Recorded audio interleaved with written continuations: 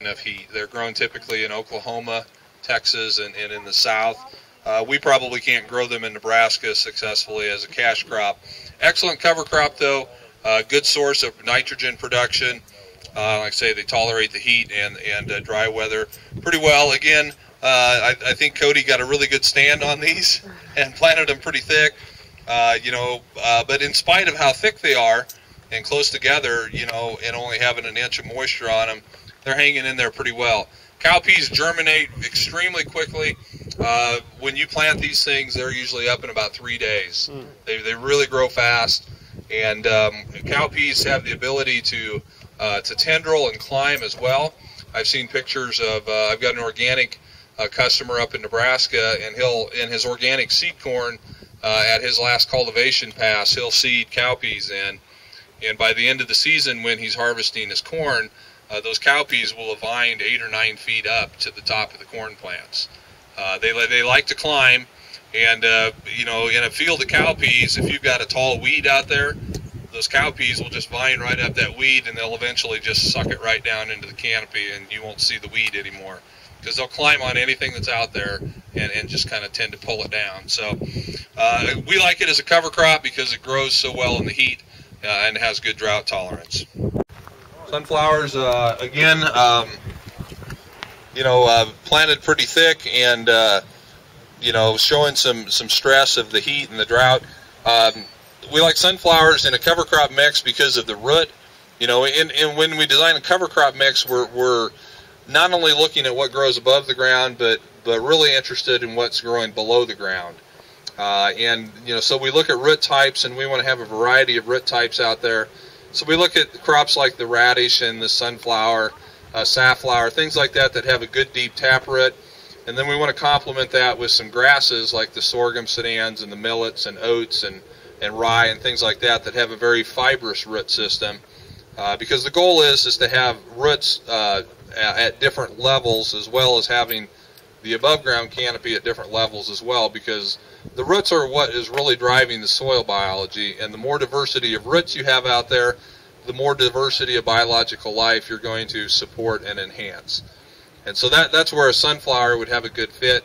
Again, doesn't have a lot of cold tolerance, so it couldn't be planted real early, but as a fairly inexpensive seed to go ahead and put in a green manure crop, it certainly may have a fit there. Stand, I don't know much about it. This is the first year that we've had any out, but one of the reasons that we got CAHABA VETCH in, and it's grown out on the West Coast for seed production, but in some of the literature that I read on the internet, it said that CAHABA VETCH was a non-host for soil nematodes, and so that was one of the things that got us kind of interested in it.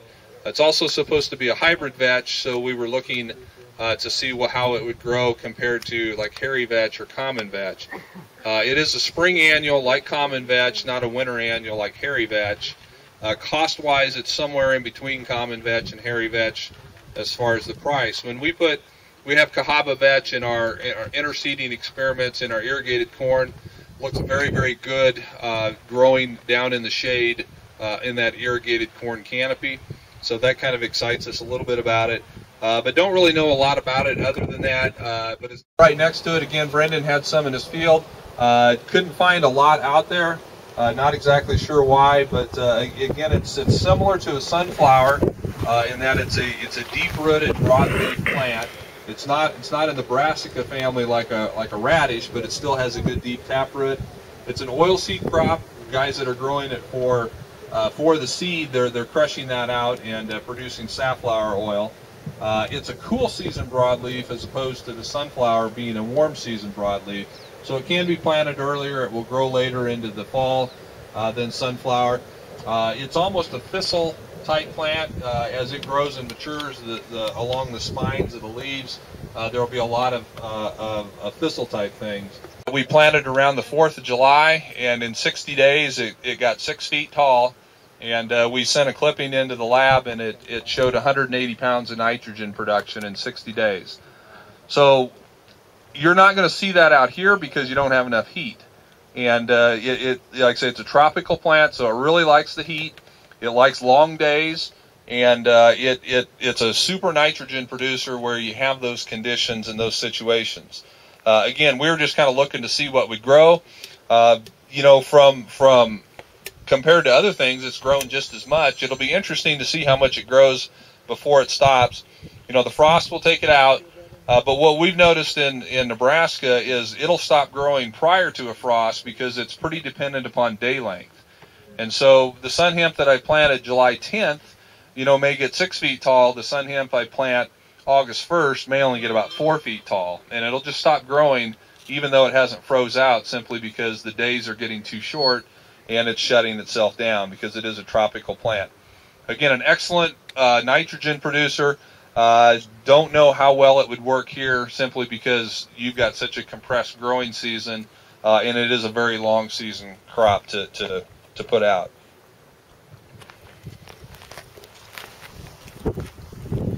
Sugar beets,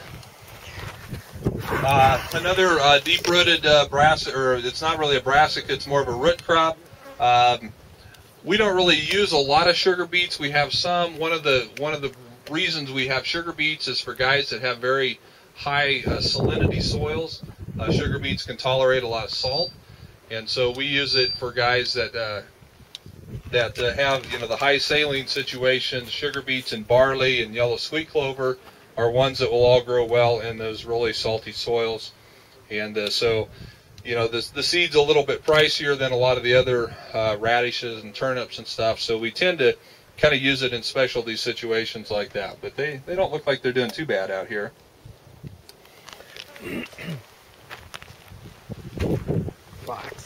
Flax is a crop that we started looking at several years ago because in the no-till fields where in Nebraska and Kansas where we do a lot of our work, one of the things that we want to try to do is to produce as much residue as possible.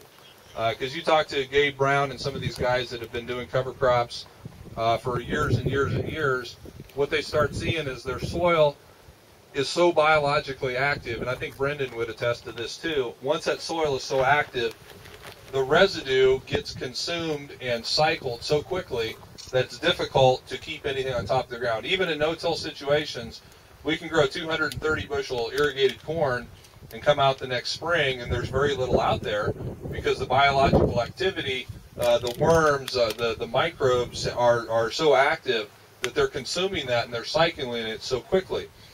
And so one of the challenges is to try to grow more residue, try to grow more carbon. And one of the theories that we've kind of taken in cover crops is I can always buy nitrogen. Okay, I may not like to because it's expensive, but I can purchase nitrogen. But it's very, very difficult to purchase and put out in my field the carbon or the residue. And so we've tended towards trying to grow higher residue crops, higher carbon crops on some of our fields. And again, it depends on what your goal is. But in our goal, we want long-lasting residue. So that's why we look at flax. Flax is an extremely long-lasting residue. And this isn't the type of flax that they make linen out of. The guys that grow that say that stuff's like a field full of wire, and it'll be there for 30 years. This is what they make flaxseed, the flax that you would consume, where they press out and make linseed oil. But it's still a very, very durable, long-lasting residue. And typically the flax that we would plant in the middle of the summer. Here is Phacelia. Phacelia is another very unique plant. It's got a very unique root system. It doesn't root down very deeply, but it's a tremendously fine, fibrous root system. And when you can get a good stand of Phacelia established, it literally changes the top 2 inches of your soil because the roots are so prolific in that top couple of inches. It's a cool season plant, and when it's planted early enough in the spring, it will have really fragrant blossoms that attract a lot of insects. It's a pretty popular component of a lot of pollinator attractor mixes.